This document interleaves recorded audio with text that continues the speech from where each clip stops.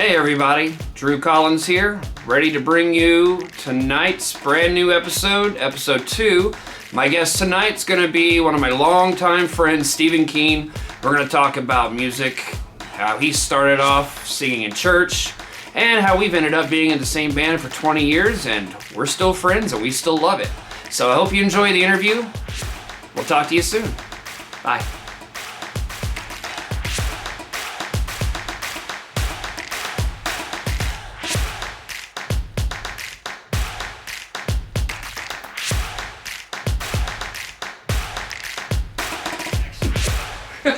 I was fading in. Were you fading in? Yeah. Oh, I'm gonna be fading out before this is over. Alright, well this is my second episode of the Drew Collins Show. I got the name because that's my name. So, I figured no one else on the internet would steal it. So, we'll start with simple conversation. You and I have known each other, can you believe it's been just over 28 years? 28, somewhere in between 28 and 29? True. People are going to watch this who aren't even that old. That's scary. I know. Because when we first met, you had hair. And, yeah, it was great. We can talk about, real quick, way back when. Because you came from Louisville. Correct. And to this day, my favorite joke for people who don't know any better is it pronounced the capital? Is it Louisville or Louisville? It's Louisville. It's Frankfurt. Oh, the capital. The capitals. Yeah, threw that in there real quick. But it's Louisville. No. It is. So, talk a little bit about what it was like coming from it's a big city, Louisville, and then you come to Murray, where at the time, especially, it was, what was campus, like 8,000 people, if that? Yeah. The town was maybe 12,000. Very small compared to the city. But there's a lot in common with how Louisville is split up, because Louisville is split up into several different suburbs. So, and they're kind of all based on where you live. So I lived in the West End downtown, so that's kind of its own area. But I went to school in Pleasure Ridge Park, which is another area of town, and it's got its own small community and everything too. So in that aspect, a lot was the same as would be in Murray, except we had bigger stores. I mean, there's malls and things like that, performing arts venues, amusement parks, things like that, actually in the bigger city that are not in Murray. But the small town feel was kind of the same, because I grew up around the people that were in my neighborhood. Mm-hmm. And then the other part of that was going to school with the same group of people from basically the time I was in 6th grade until I graduated from high school. So that's kind of that same feeling as the Murray small town feel, where you all the neighbors know each other and things like that. How many people did you roundabout graduate high school with? I graduated with 400 people, and I was senior class president.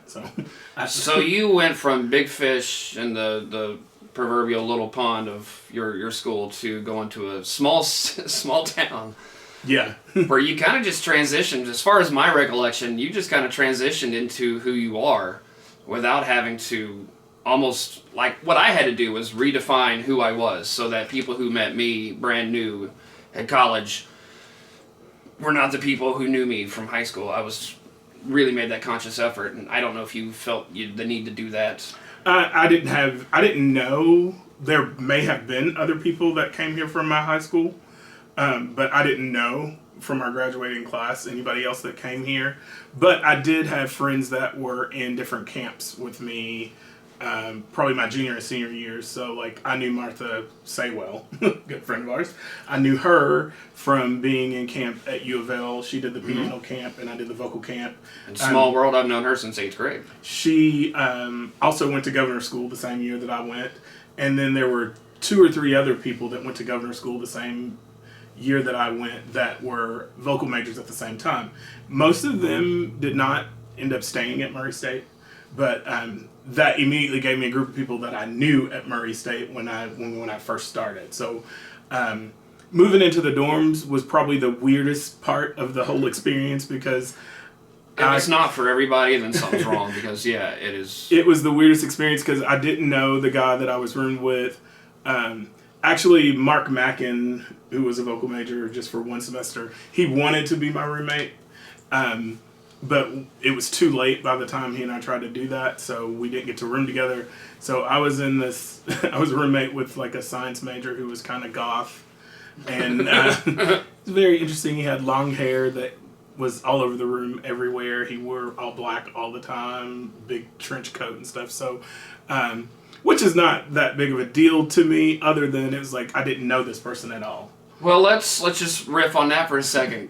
For you to see a different kind of culture that you weren't used to, you could probably, on the other hand, say that'd be, we have that Purple Rain story that we like to tell, where I'm literally in my dorm, and I'm having a nice time, and it comes up in conversation, you know what I'm talking about. Yeah, I've never seen Purple Rain. My dad owned a video store, and it was on the shelf, and I just had it because, okay.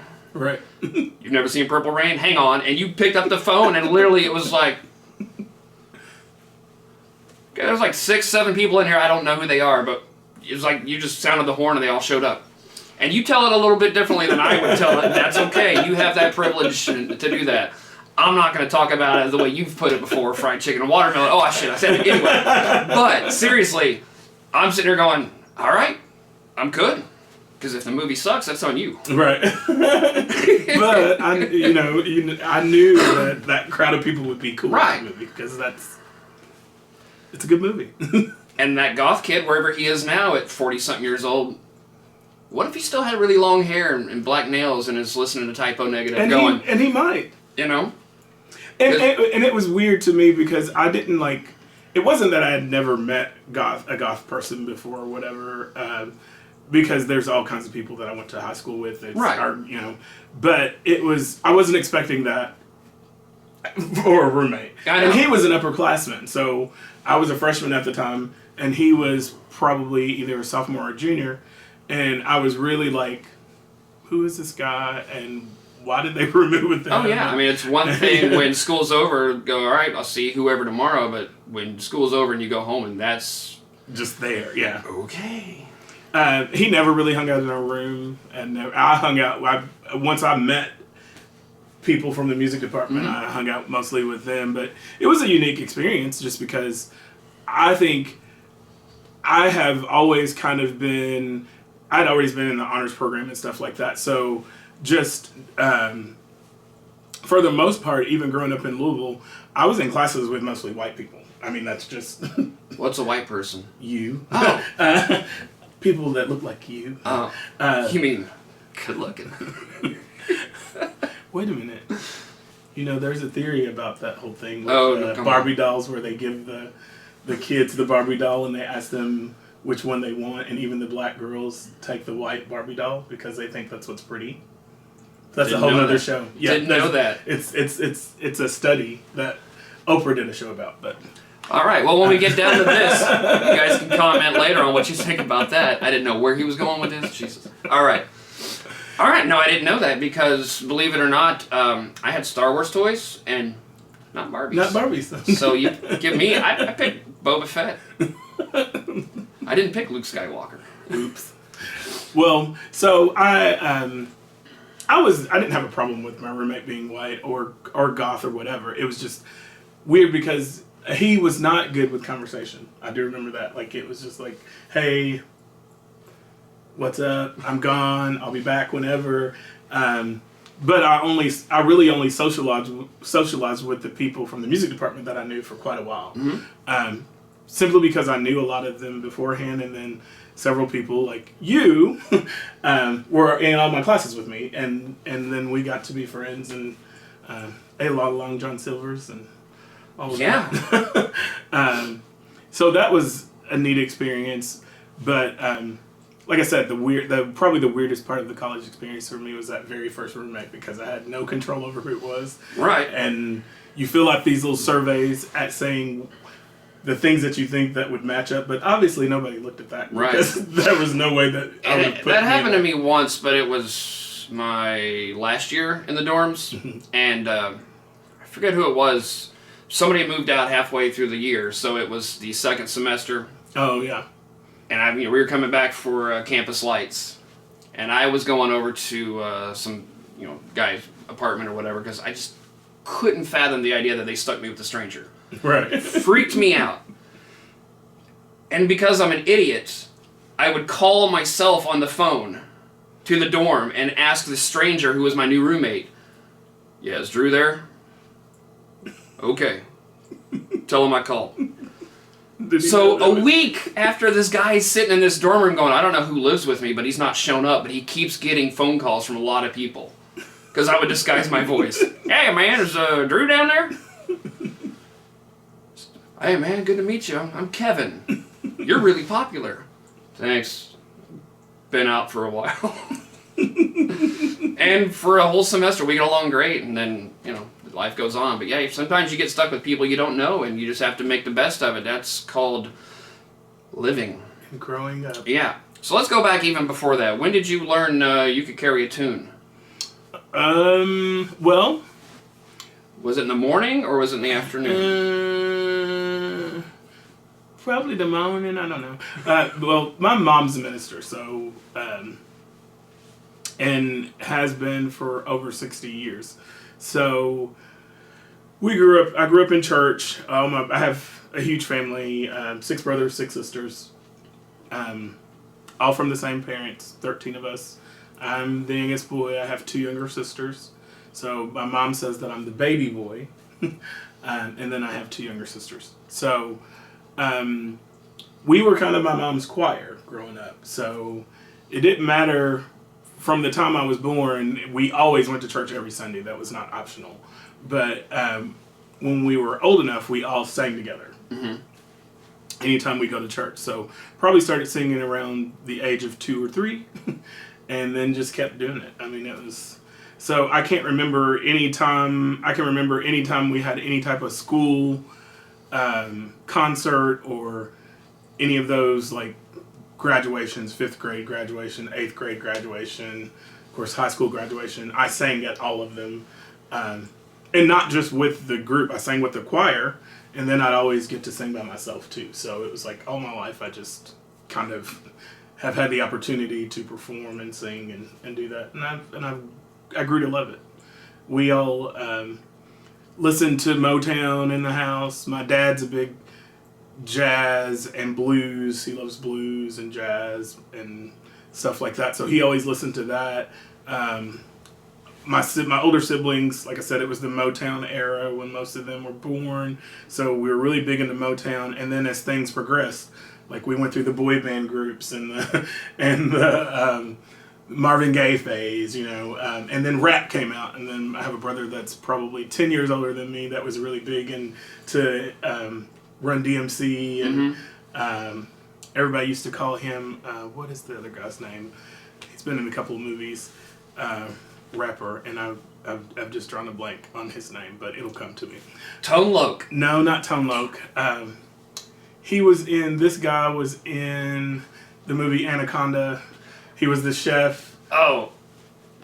Talking about LL? Yeah, LL Cool J. That's what everybody used to call my brother Sam. Look who's turning to rap culture. Okay. So he was a really big fan of LL Cool J and Run DMC. So yeah, he just got in the Hall of Fame, the Rock and Roll Hall of Fame. I don't know how that's rock and roll, but you know what? It ain't gospel, so let it go, let it fly, let it go. So yeah. So well, let me ask you then, because your brothers and sisters are older. Most of them are older than you. Right. So when stuff like Boyz II Men comes out with the harmonies that they are, and I was very aware of it too. Yeah. And you hear, End of the Road and stuff like that. Were they looking down, going, "Geez, what are these kids listening to now?" Or were they going, they were yes, singing along with it. Good, cool. And as a matter of fact, End of the Road was my prom theme. Yeah. Yeah. Pretty sure mine was the Judds. End of the Road was our prom theme, and I had a little keychain that had the little picture of the guy and the girl under the stars, and it said End of the Road. I had tickets number 1 and 2 because our tickets were keychains. So cool. You had the first run. Of course, because I was the class president, which means I also kind of picked the theme or made sure that theme was what was selected. See, I remember being a freshman in high school, and the stuff I was listening to, I was looking forward to prom and stuff like that, because as a freshman, they were still in the hair metal. Oh. I was like, sweet, Skid Row is gonna... No. And then I get to be a senior, and I'm like, who picked the Judds? Love will build a bridge. Now listen, there's nothing wrong with the Judds, but when I'm 17, I was just going... Too soon. Yeah. No. Yeah, it was kind of cool. But yeah, listening to all those groups, Whitney Houston was a real big deal in our household. Michael Jackson, of course. Mm-hmm. Janet Jackson. I think I really liked all the boy bands, even coming through college. You know, that was kind of a big thing for me. I was a fan of NSYNC, and everybody had their battle between NSYNC and Backstreet Boys. I would have probably picked NSYNC vocally. I think they sang a little better, but first time I ever heard those two words together, boy band, was New Kids on the Block. And I remember my dad going, boy band? Guess the Beatles are a boy band.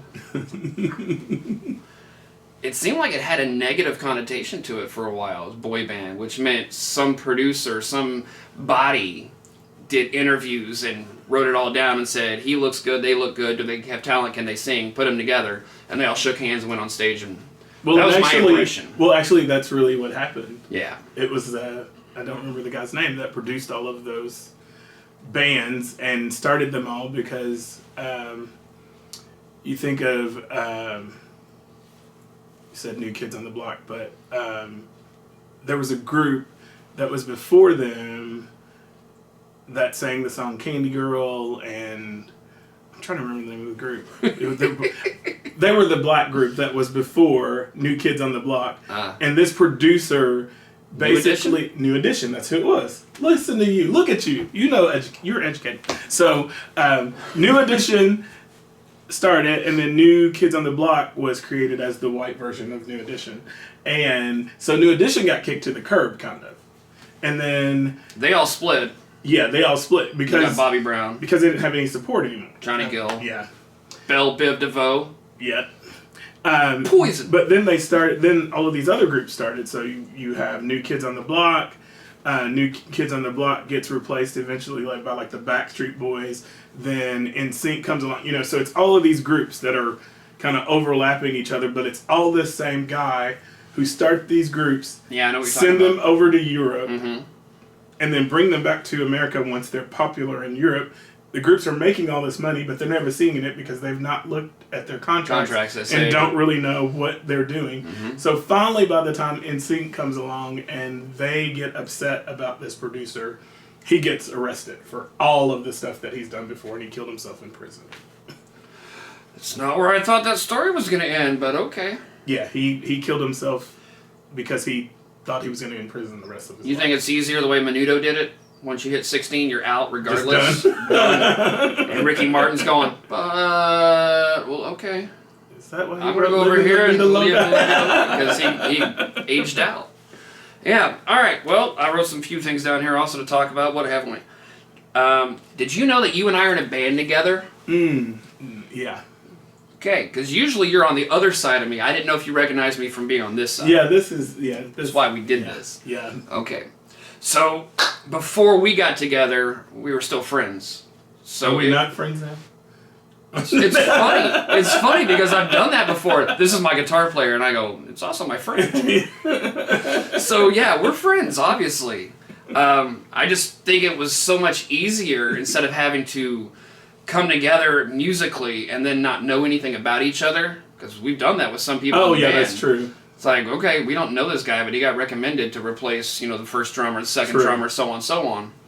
I think it was great that we already knew each other. It was like, I know how he sings and what he's good for doing, and he knows how I play, and obviously one of my favorite memories was you and I think Billy in a car, and you said, we're going to do I Want You Back by the Jackson 5. And me and my narrow mind went, you can't sing that high.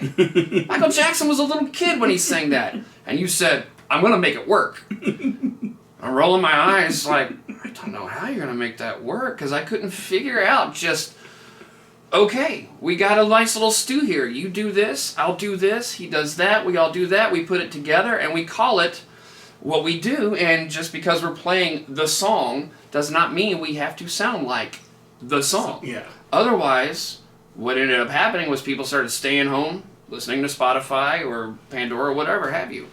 The fact that you could turn it into your own thing, and I'm sitting here learning a song that I would never have in 100 years gone, you know what? I think today I'm going to learn Jackson 5 just in case it comes up. Thank God that happened. Because as a guitar player, if you say, we're going to do something in A flat, guitar players get a little scared. Right. Musicians go, I got that. Right. I don't play horn, but I hear horn players are kind of the same way when you say E major, and they go, and the musicians go, I got that. So I think it's great that even though being friends is one thing and having conversation is another, the fact that you throw stuff at me and I'm scratching my head going, I've never thought about that, but let's try it. And that it doesn't have to be all the same thing. Yeah, and I think there's something to be said, especially when you have a band that you know is going to perform for the public and you're going to always be out there in the front. You've got to do stuff that you are invested in doing and that you enjoy. Mm-hmm. But there's something to be said about being able to do something your own way. You know, there's been stuff that you'll have thrown out, like Funky Bitch, for instance, that I would have never thought about until I listened to it, and I was like, "Hey, this is basically a blues tune." And it is. And, you know, it and is. it's. And I thought that would be a great song for us to do because I came off from the college years of so many people I knew who were fish heads. Right. And I thought, well, we're never going to do a fish song. But what if we did a song that all the fish heads knew because of Fish?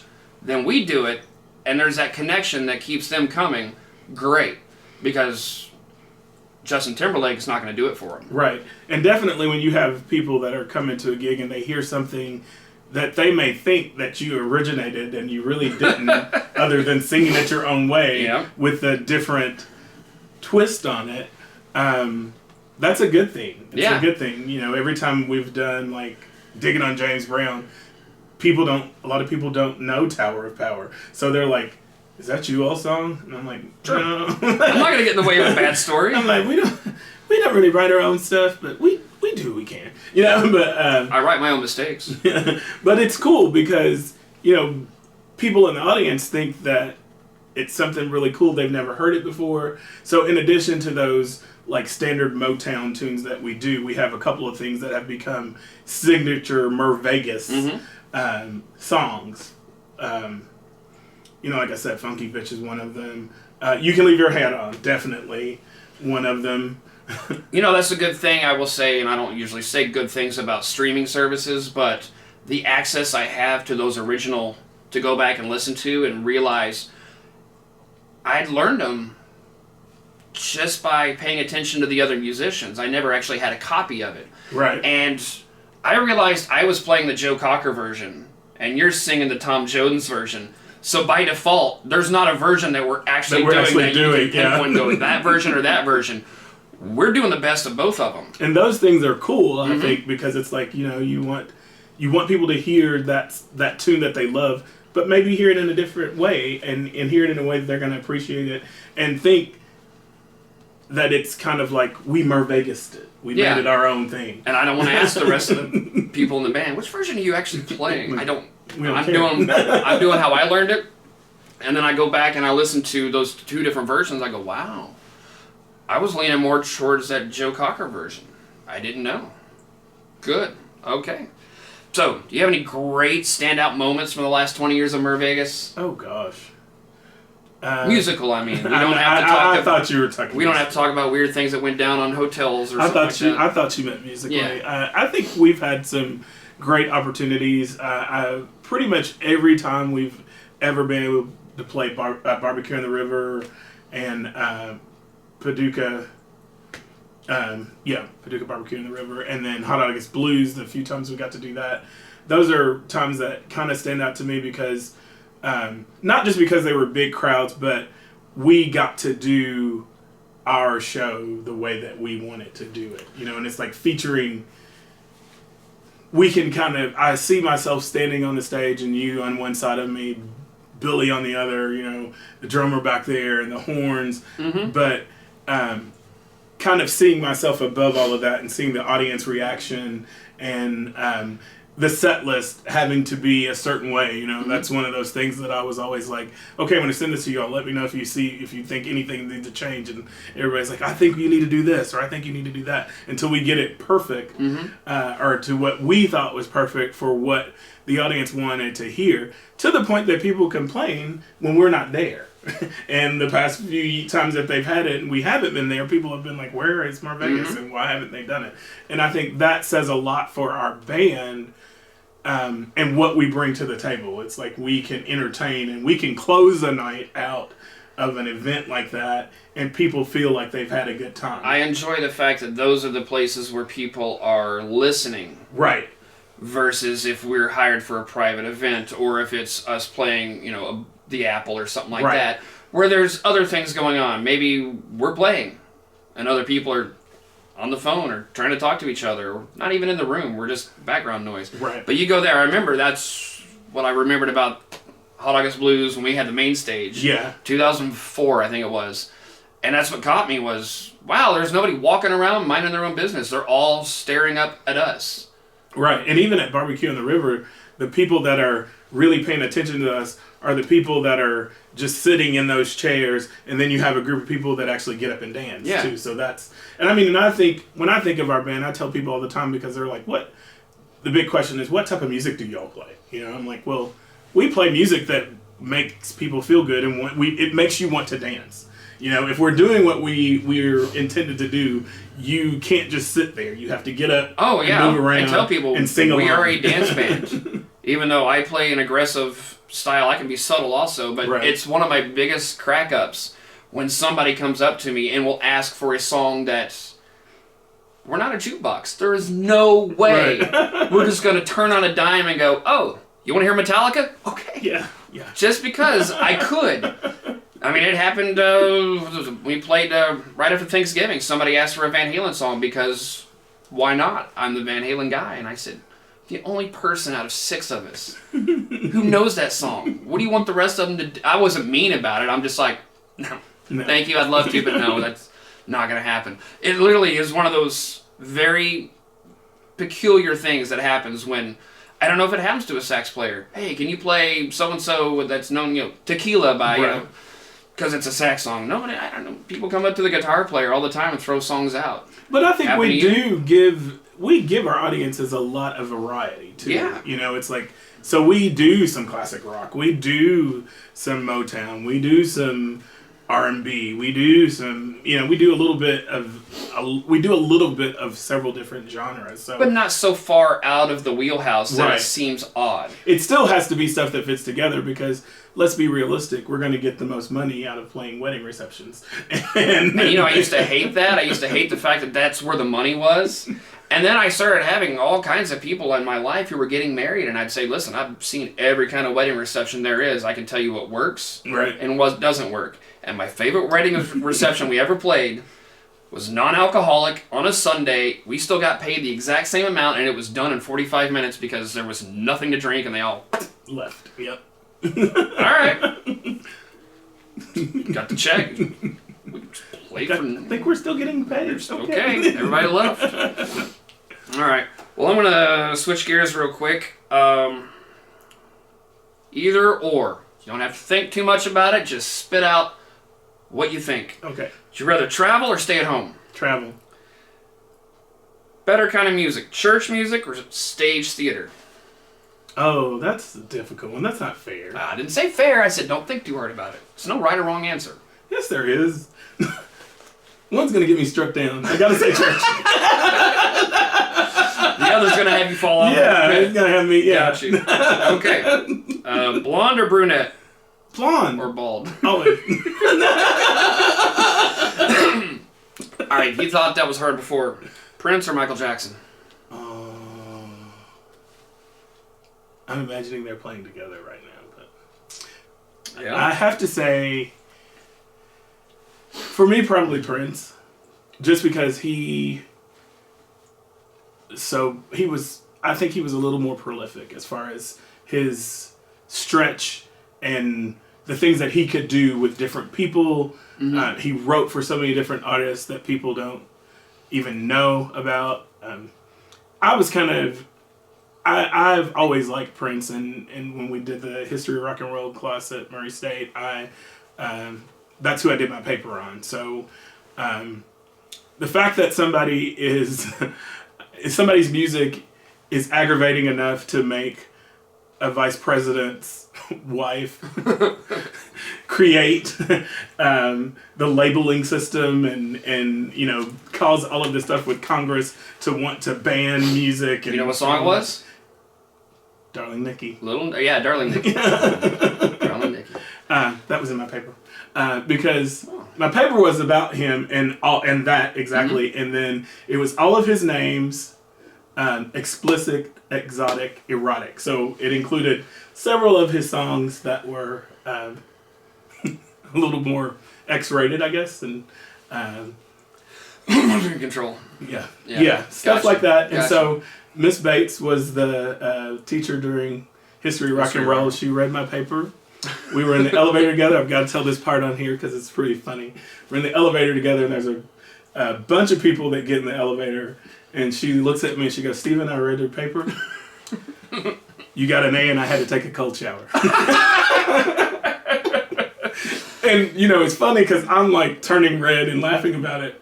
And she just said it because nobody else in the elevator knew what my paper was about or anything. But I'm just like cracking up because she said that, and she said it and just smiled and just walked out and went to her office or whatever. It was cool. That's a pretty quick review of a paper that most professors would not. Yeah, I got an A on it. Yeah, that's good. You like the talent show TV stuff, so The Voice or America's Got Talent? The Voice. Why? I think the artists that are on The Voice, most of them are really good teachers. So the people that are on The Voice are not just getting the experience of being exposed to America and to sing for America. They're getting exposed to like the best advice they could ever have as a musician. So like if I were going to be on The Voice, I've auditioned twice for that, by the way. I had already decided at the time that I would have wanted my coach to be Adam Lambert, just because seeing his teaching style and what he says to people made a lot of sense to me. It's like he's going to look for what is the best in your voice, what fits your style, and how you can sell yourself better. And that's what I think that's what an artist needs when they're trying to develop themselves. It also helps me, that show in particular helps me teach other people, because a lot more often than not, I'm working with community theater, or I'm also vocal team leader for the praise and worship team at church. So I'm working with people who are not necessarily going to be famous, and they're not looking to be famous, but just practical things that I can tell them to be better singers.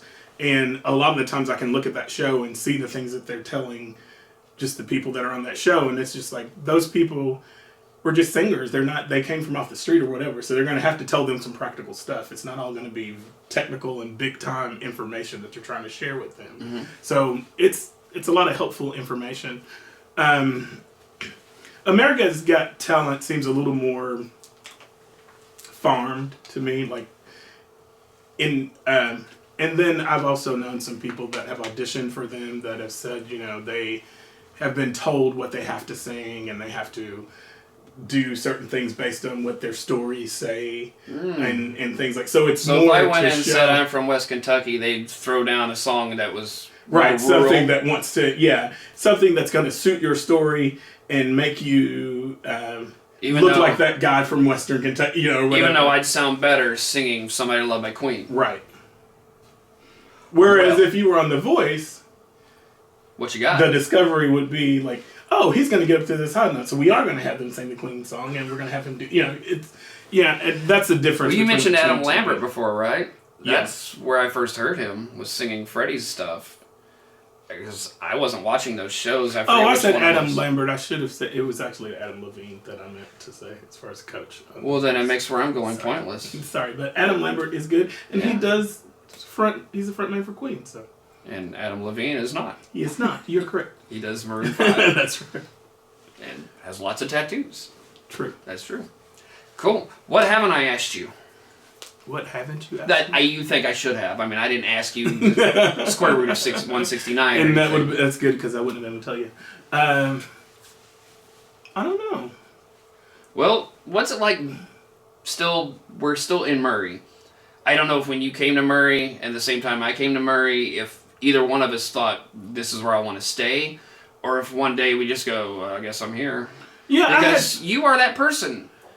I don't have to explain what you look like. I just say Steven, and people know. Well, Murray just kind of became home to me. I think I worked at the university in the library for 6 years, even though I was still finishing up college, and then I started working in Trio, which is a passion of mine because it's students that are low income and first generation. And I just have a job that I love, and I love the town. So it became home. A lot of my family thought that I would probably eventually move back to Louisville one day, and that just didn't seem to make sense to me. It made a lot more sense to stay where you're at. The impact is Murray, yeah. Where you can do the best for other people. Yeah. I would just stay to Murray because where I came from was just nothing wrong with possum trot, but well, and for me, it would be an adjustment going back to a city like Louisville, where you have. I mean, there is nothing wrong with inner city and living in a bigger city, but I feel like I have established connections here in Murray, and I have I am part of the community, so that makes it easier in life for me. But if I had moved back to Louisville, I would have started all over again. Of course, I would have had family there and would have been starting over again with family that lived there. But I wouldn't have the same connections as I do here. I wouldn't have the friends that I've made here. I wouldn't have the band. It would be a completely different type of thing because it would have been starting all over again. Yeah. Well, I mean, it'd definitely be hard to make it to gigs. Yeah. If you're in Louisville. And I also, we don't talk about these things, but it is one of those miracles that seems to work itself out, that the important people in my life, the people that are important to you in your life, all have come from Murray as it is now. I mean, yes, you still have family back home, and you still have old friends long distance that you can keep in touch with, but when we're talking about music, it's not St. Louis. It's not Chicago. It's where we are. A lot of Murray. it comes back to Murray. Yeah, I agree. Because I don't know if I'd still be playing if we hadn't just held on for tight as we can. Because there was been ups and downs and and downs and all that kind of stuff. And at some point, it's like, I don't know if we're still a band. We haven't talked in a while, but we don't have to talk. Right. We can pick right up. And that's the thing. I think that's the beauty of what we do. We have developed a sense of music together, especially in the sense of me, you, and Billy. The horn players can change out. We do have some that are really important that have been with us for several years. I love Lindsay and Joel. Yeah. They've been with us for several years. But it's easier to switch them out because they have a book. But for us, we kind of made what we do, and as long as you have that core group of people, you can make it work. People don't believe me, and that's cool, but when I tell them, we don't rehearse. Right. It's like, And musicians should rehearse, but somehow, why? We know how these songs go, and turns out maybe we don't. Well, I was most scared New Year's Eve about what goes around. And we did quite well on it, actually. Yeah. I was very actually impressed with it. I was using muscle memory, and drums come in from a completely different point of view, and it's like, all right, haven't ridden this wave before, but let's see what happens. We started, we finished, we didn't stop in the middle, and that's the worst, is when you get halfway through a song and it just goes off the rails and you gotta stop. That sucks. I just remember when we don't do that. When we got to the stop and I had to count, I was like, should I even count? Should I do it? I'm gonna do it. But it was cool because I was like, yeah, if we can. That song we probably haven't played in 3 or 4 years, or maybe longer 5. Than that. Yeah, longer than that. I think it's been like 8 or 9. Yeah, so it's like, but I was like, it's our 20th anniversary, and what are some songs that that people would want to hear, and that was one of those songs that people asked about a bunch when we first learned it. They were like, "We just can't believe y'all are doing that. That's so cool." And I'm like, "Okay, so let's put that in there and see if we can redo that and rekindle that for some people." And I think it was a good idea. Yeah, I remember looking at that set list, going, "Oh." I'm going to have to dust off some of these songs. Because, yeah, you did a very good job constructing that set list to where it was very representative of 20 years of what we do. And I think the oldest song that we were doing was probably, Superstition? Yeah. Something like that, maybe. So, yeah, I enjoyed it. I think most people enjoyed it. And there's a lot of naysayers who say that, oh, you guys don't ever learn anything new. Well, why should we? Because new music really is not that good. Right. It's like, can it stand up to the stuff that... And again... people want to hear and dance along with? And keep it in the wheelhouse. Yeah. Because if we started throwing out Huey Lewis in the news, great. Are we going to sound good doing it? Nah. Yeah. But Megadeth, on the other hand, always a chance. Well... always a chance. We can dream. Come on, just tighten the throat. Hello, me. You just gotta sing like you can do it.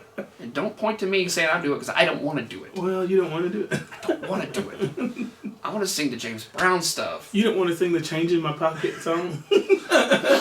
I swear I gotta learn the words to another song. I gotta learn the words to another song. If I can learn the words to anything else, please. Please. Thank you. We'll allow it. All right. Well, let's end the conversation there. I think we've bored or entertained people on the internets for long enough. All right. I appreciate you doing this. I can't believe I'm lucky enough to have gotten you on my show. Awesome. The check's in the mail. All right. Thanks, everybody, for tuning in. We'll see you later. Bye.